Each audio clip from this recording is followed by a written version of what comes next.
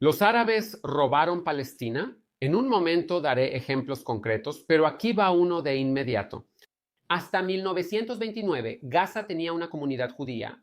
En 1929, una turba árabe en Gaza destruyó esa comunidad. Lo mismo ocurrió en Jerusalén, en Hebrón, en Safed y en varios otros lugares. Comencemos desde el principio. Ken, del canal Elefante en la Habitación, subió un video titulado ¿Los judíos robaron Palestina? Es un gran canal que aborda preguntas políticamente sensibles y normalmente ofrece perspectivas interesantes. Pero el video que publicó la semana pasada tenía algunas inexactitudes importantes. El título era ¿Los judíos robaron Palestina? Esa pregunta se pudo responder en un video de 2 segundos. La respuesta es no. Si puedes dar siquiera un ejemplo, un solo lugar donde los judíos le robaron tierras a los árabes, entonces la respuesta es sencilla. Pero, por supuesto, el título solo era una excusa para hacer un video sobre el conflicto, y eso está bien. Yo también trato de encontrar el título más atractivo posible. En los primeros minutos, él da un resumen histórico decente, repasa las épocas. Luego, después de 5 minutos, responde la pregunta del título y comienza una cadena de errores. Ahora lo hicieron legalmente según la ley otomana y luego la británica. Frecuentemente compraban la tierra a árabes ausentes o terratenientes otomanos, pagando mucho dinero. Lo llamaron aliyá, un ascenso, refiriéndose a oleadas de inmigrantes que fundaron ciudades como Tel Aviv. Para los árabes que ya vivían ahí, ver a los recién llegados comprando tierras, cercándolas y creando asentamientos autosuficientes era aterrador. Él admite que los judíos compraron la tierra de acuerdo con la ley otomana y después la ley británica. Pero luego dice una frase increíble: que fuera legal era completamente irrelevante. Entonces estás diciendo que no robaron, pero eso no importa. Aún así podemos acusar a los judíos de robar. A lo largo de todo el video, Ken constantemente romantiza a los árabes y demoniza a los judíos. Usa palabras pequeñas y grandes. En un minuto llegaremos a la más grande. Describe a los judíos comprando tierras y cercándolas. Describe a los árabes, agricultores locales que habían trabajado la tierra durante siglos. Él llama a los compradores judíos inversionistas extranjeros que usan reglas extranjeras. Acabas de decir que los judíos compraron tierras legalmente según la ley otomana y después la británica. Y hasta donde yo sé, no puedes comprar tierras en Wisconsin según las reglas de Francia. Los árabes en el video siempre son retratados como nativos, campesinos arraigados, gente auténtica. Pero él ignora completamente 2 cosas, en realidad 3 cosas importantes. Primero, si los árabes vivieron aquí durante cientos de años, ¿cómo es que establecieron solo una ciudad en toda la tierra de Israel? Ramle, interesante, ¿verdad?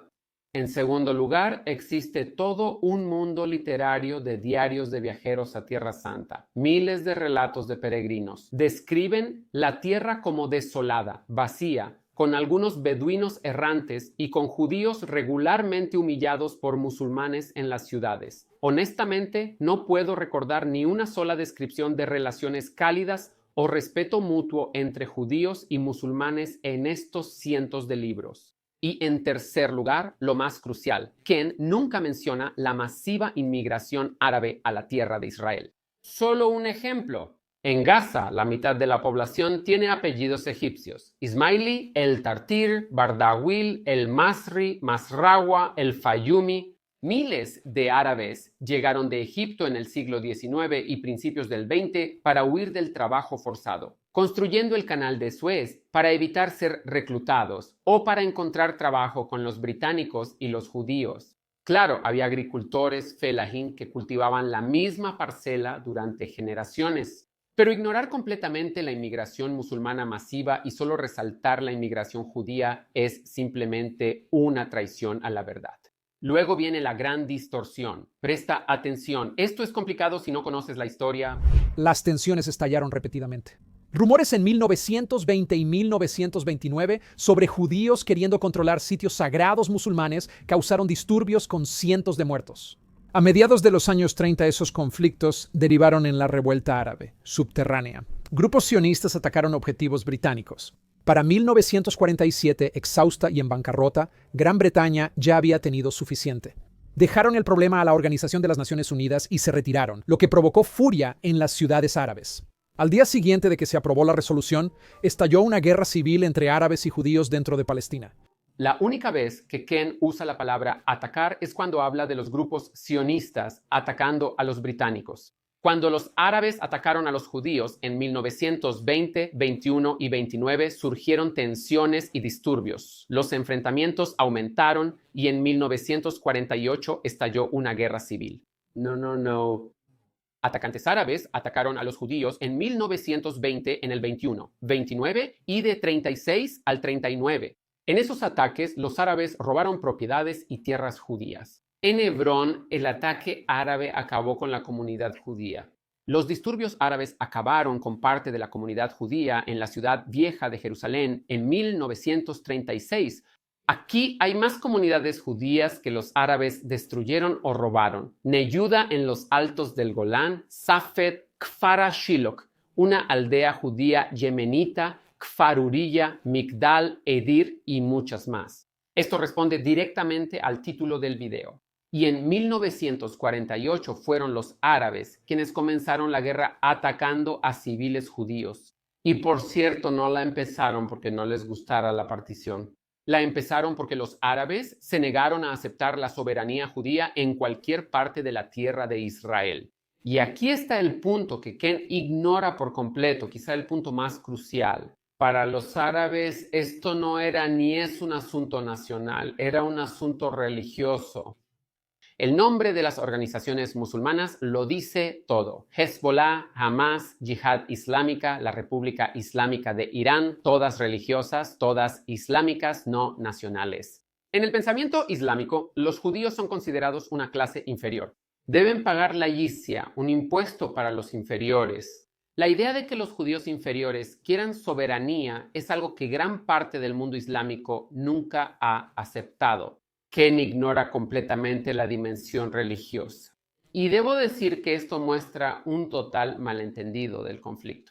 Luego, cuando habla sobre el plan de partición de la Organización de las Naciones Unidas, omite varios detalles muy importantes. El Estado judío recibiría el 55% de la tierra, aunque los judíos eran un tercio de la población y poseían menos del 10%. El resto sería un estado árabe, pero algunos dicen que esa estadística es engañosa, porque gran parte de la zona judía era el desierto del Negev. Estaba vacío, seco e inhabitable. El estado árabe habría recibido la mayor parte de la tierra fértil y los pueblos, una decisión tomada en parte para evitar desplazar a grandes poblaciones árabes. Los judíos vieron el plan como un salvavidas, una base legal y moral para el país con el que han soñado durante mucho tiempo. Los árabes lo consideraron traición, ya que era su tierra y mayoría. Y ahora la mitad de ella estaba siendo entregada a personas que veían como recién llegadas, respaldadas por una potencia colonial. La votación de la Organización de las Naciones Unidas desató celebraciones en los pueblos judíos, con bailes y cantos. Él dice que los judíos vieron el plan como un salvavidas. No es cierto. Muchos judíos estaban decepcionados porque el plan contradecía la decisión de la Liga de las Naciones y ponía a Jerusalén, la ciudad judía más sagrada, bajo control internacional. Pero los judíos siempre intentaron llegar a un compromiso y avanzar, así que lo aceptaron. Los árabes que no aceptaron ninguna soberanía judía iniciaron una guerra. Las afirmaciones de que la partición fue injusta son excusas creadas después. Los líderes árabes en 1948 dijeron algo claramente: eliminaremos a los judíos, a todos ellos en Israel y en los países árabes. Los tres principales líderes árabes en la región, Hajamin al-Husseini, Hassan Salameh y Fawzi Kawakji, pasaron los años de la Segunda Guerra Mundial en la Alemania nazi haciendo propaganda antijudía y formando unidades musulmanas de las SS. No me creas, demuéstrame que estoy equivocado. Encuentra un solo líder árabe que haya apoyado la independencia judía. Pero mucho más importante, ya existía otro estado árabe recién formado, uno que Ken ignora por completo. Jordania. Los británicos prometieron la tierra tanto a judíos como a árabes. Cumplieron su promesa con los árabes. Crearon el reino de Jordania. No solo lo crearon, sino que los británicos entrenaron su ejército, lo financiaron y lo armaron. El comandante del ejército jordano era británico. Si un oficial británico hubiera comandado el ejército israelí en 1948, escucharías su nombre todo el tiempo. Y se usaría como prueba de que Israel era colonialista. Pero cuando Gran Bretaña dio a los árabes el 75% del mandato y formó su ejército, silencio.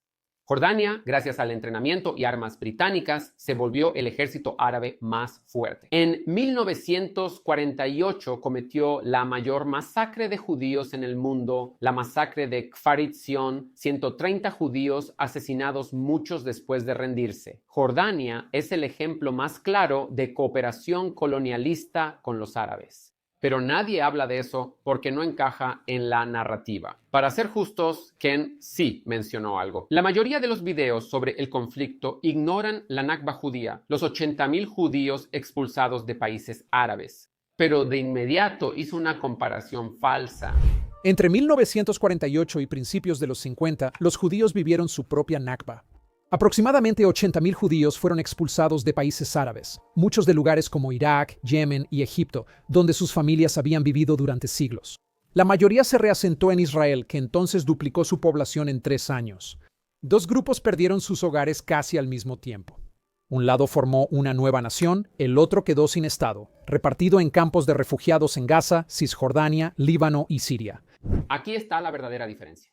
Los árabes perdieron sus hogares porque empezaron una guerra. Intentaron eliminar a la comunidad judía y perdieron. Los judíos en Yemen, Marruecos, Siria, Líbano, Irak e Irán también perdieron sus hogares. Debido a la violencia árabe, los pogromos y la persecución, los judíos nunca atacaron a sus vecinos árabes en Marruecos, Yemen o Irak. Ken dice algo interesante. Un lado construyó una nación, el otro permaneció sin estado. Creo que ese sería un tema interesante para un video. ¿Por qué los judíos tuvieron éxito? Aunque es un país diminuto, con un mercado pequeño, sin desierto petrolero y rodeado de enemigos, los judíos lograron construir un país próspero, mientras que los árabes fracasaron a pesar del petróleo y un mercado vasto. No solo los palestinos son el grupo de personas más privilegiado del mundo, también reciben más dinero que cualquier otro grupo. Y son las únicas personas que tienen su propia agencia de la Organización de las Naciones Unidas. Una locura, ¿verdad? Mi suposición, porque la sociedad judía es no violenta, fomenta la apertura, el debate y la innovación. La sociedad árabe es basada en clases mucho más violenta. Cada estado árabe es una dictadura. Usan el dinero recibido no para construir su nación, sino para intentar destruirnos. Así son las cosas. Luego Ken llega a la pregunta de la identidad. ¿Alguna vez existió un pueblo palestino? Él cita correctamente que muchas instituciones palestinas bajo el mandato eran judías. Mira la bandera de Palestina en un Atlas Mundial de 1939. Durante el dominio otomano, la zona no era una provincia oficial llamada Palestina. La mayoría se consideraba súbdita otomana, pero su lealtad real era hacia su familia, clan y ciudad natal, no a una nación. Durante el dominio británico, palestino solo tenía un significado geográfico, no el actual. Quien viviera en el mandato británico podía ser llamado palestino. Varias instituciones palestinas reconocidas eran en realidad judías, como el periódico Palestine Post, luego Jerusalem Post, y la Orquesta Sinfónica Palestina. Se detiene antes de la conclusión obvia. La identidad palestina no existía hasta hace 60 años. La orquesta, el banco y el periódico palestino, todos eran judíos. Pero los judíos ya tenían su propia identidad. Así que cuando los británicos se fueron, no necesitábamos su nombre colonial. Los árabes aquí no tenían identidad nacional, así que tomaron el nombre colonial británico Palestina. Tanto el pueblo jordano como el palestino son un producto del imperialismo británico. Para equilibrar que las instituciones palestinas eran judías, añade él, romanticismo sobre la unidad árabe. Periódicos, comités políticos y líderes locales comenzaron a llamarse palestinos para identificarse como una comunidad diferente en el mundo árabe. Aunque seguían siendo árabes, así como puede ser francés y europeo al mismo tiempo, esa revuelta árabe contra el dominio británico y la inmigración judía ayudó a solidificar su identidad. Campesinos de las aldeas lucharon junto a militantes urbanos, y la lucha compartida dio origen a un sentido más unificado de un pueblo palestino. Lo siento, pero esto es casi risible. Cualquiera que conozca la sociedad árabe sabe que esto es una fantasía. Un árabe urbano de Haifa, ya sea cristiano o musulmán, nunca dejaría que su hija se casara con un pescador musulmán de Yasser Azarqa. La sociedad árabe es extremadamente clasista, mucho más racista que la sociedad occidental. En Gaza hay un barrio de árabes negros que vinieron de Sudán. Su barrio y ellos mismos son llamados Ab, que significa esclavo. Imagina llamar esclavo a una persona negra en Estados Unidos. Pero más importante aún, durante la revuelta árabe que Ken mencionó al principio, los árabes mataron a 230 británicos y a miles de otros árabes. En 1948 en Haifa, la élite árabe huyó a Damasco y Beirut. Siempre se consideraban parte de la Gran Siria, no de Palestina. Y una vez que la élite se fue, los aldeanos árabes y las pandillas simplemente se mataron entre ellos. Si te parece increíble, primero consúltalo conmigo y luego observa el Medio Oriente actual. 1 millón de árabes asesinados por otros árabes en Siria y Yemen. 1 millón.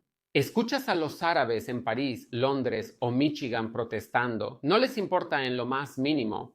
Si puedes culpar a los judíos, no es interesante. Más adelante en el video hay más errores. Algunos pueden ser accidentales, pero uno es una completa mentira. Él habla sobre la Guerra de los 6 días, la ocupación, los asentamientos y luego la Organización para la Liberación de Palestina. Suena lógico. Israel ocupó territorio, construyó asentamientos y luego los palestinos formaron la Organización para la Liberación de Palestina en respuesta. Pero ¿cuándo se fundó la Organización para la Liberación de Palestina, la Organización para la Liberación de Palestina? 1964, 3 años antes de la Guerra de los 6 días, antes de la ocupación, antes de los asentamientos. Su objetivo coincidía con el de los líderes árabes de 1948, eliminar Israel. Ken termina el video con un resumen que no solo es falso, sino que casi no tiene sentido. Y lamento tener que ser tan duro. Muchas personas buscan historias con víctimas y villanos simples. Normalmente no puedo darte eso, y ciertamente no puedo dártelo aquí. El mundo es demasiado complejo. Comienzas el video con una acusación seria. ¿Robaron los judíos Palestina? Y terminas con una conclusión que no dice nada. Acusas a los judíos sin dar una respuesta clara. Así que aquí está la respuesta. Claramente no. Los judíos no robaron nada. No existe ni un solo caso de judíos robando tierras árabes. Los árabes solo perdieron territorio tras iniciar y perder una guerra. Como sucede en toda guerra, pregunta a los alemanes que perdieron tierras tras iniciar una guerra con Polonia y Rusia. Si tu canal se llama Elefantes en la Habitación y traes preguntas explosivas al centro de la discusión, se supone que debes dar una respuesta real y honesta. Ken, me gusta tu canal, pero me decepcionaste mucho. No es demasiado tarde para arreglarlo. Hay tanta desinformación en línea que realmente puedo entender de dónde vinieron los errores. Como siempre, dejaré el video completo abajo para que lo vean y juzguen ustedes mismos. Y si conocen a Ken, por favor envíenle este video. Pueden aprender más sobre Israel con mi curso rápido de Jerusalén. Voy a dejar el enlace abajo. También es una excelente manera de apoyar el canal. Y por favor, suscríbanse. El próximo video o el siguiente va a ser algo especial y un poco diferente. Nos vemos en el próximo. Yalla bye.